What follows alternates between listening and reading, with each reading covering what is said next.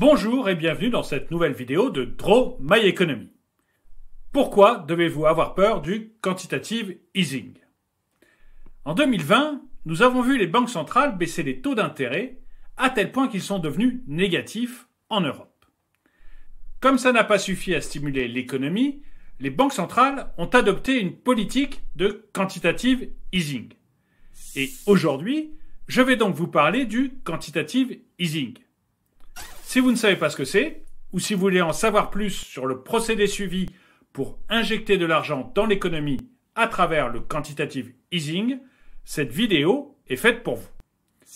Et surtout, restez jusqu'à la fin de cette vidéo, parce que je vous parlerai de l'inversement du procédé de quantitative easing, de ses conséquences et des risques qui sont liés à cette politique.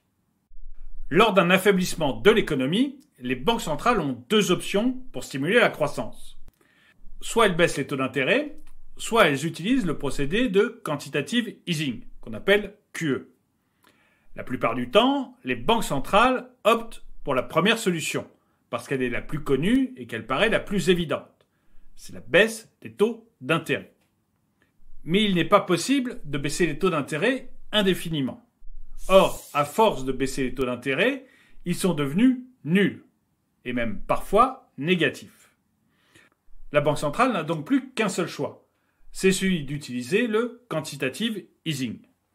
Vous avez probablement entendu dire que le QE, le quantitative easing, c'est l'impression d'argent par les banques centrales.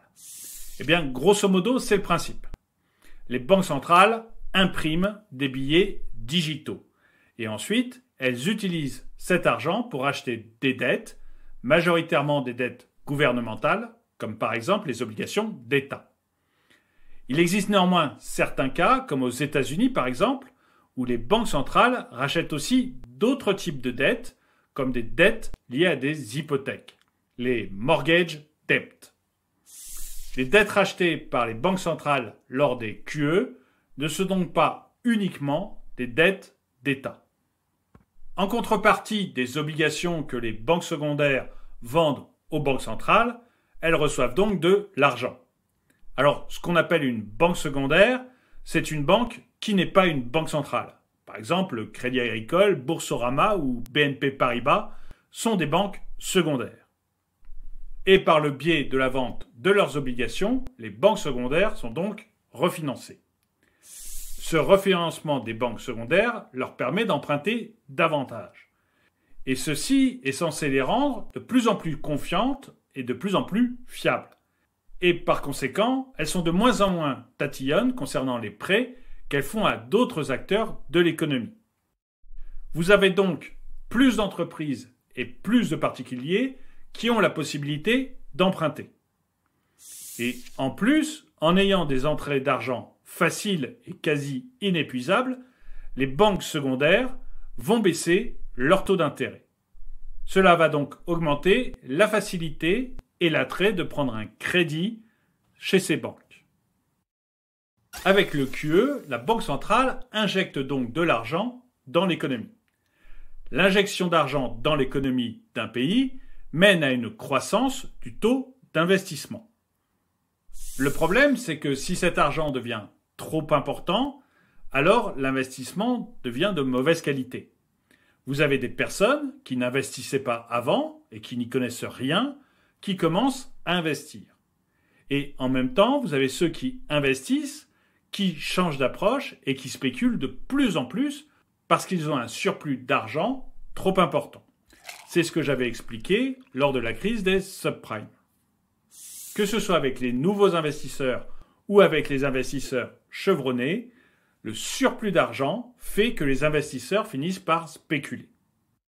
En fait, si vous avez trop d'argent en circulation, vous avez une baisse de l'intérêt porté aux obligations d'État parce que leurs taux d'intérêt sont trop faibles et vous avez des investisseurs qui vont investir dans des actifs de plus en plus risqués comme les actions et puis les crypto-monnaies pour avoir un rendement plus élevé. Alors, bien sûr, les banques centrales ont une politique d'inversion du quantitative easing. Après le passage de la crise, en principe, elles récupèrent et elles détruisent petit à petit le surplus d'argent. Mais actuellement, ce que l'on voit, c'est que les effets du QE qui avaient été mis en place pour contrer la crise de 2008 n'ont toujours pas été totalement inversés. Et en plus, les politiques d'inversion du quantitative easing n'ont jamais véritablement totalement fonctionné. Alors la théorie, ça serait que le QE pousse naturellement de la monnaie dans les secteurs qui en ont besoin. Et ça permet de stimuler les marchés financiers et par la même occasion l'économie. Mais ça, c'est la théorie. En réalité, l'augmentation de la spéculation qui est liée au quantitative easing mène à une dissociation entre la valeur d'un actif et son prix. Et ça va mener à la création de bulles spéculatives. Et le tout va mener à une crise financière. Le principe du quantitative easing, c'est d'inciter les personnes à acheter maintenant plutôt que demain.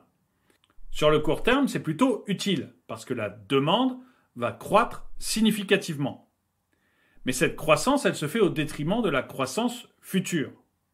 Autre problème du quantitative easing, c'est que les banques secondaires n'ont aucune obligation de prêter l'argent reçu en contrepartie du rachat des obligations de la banque centrale.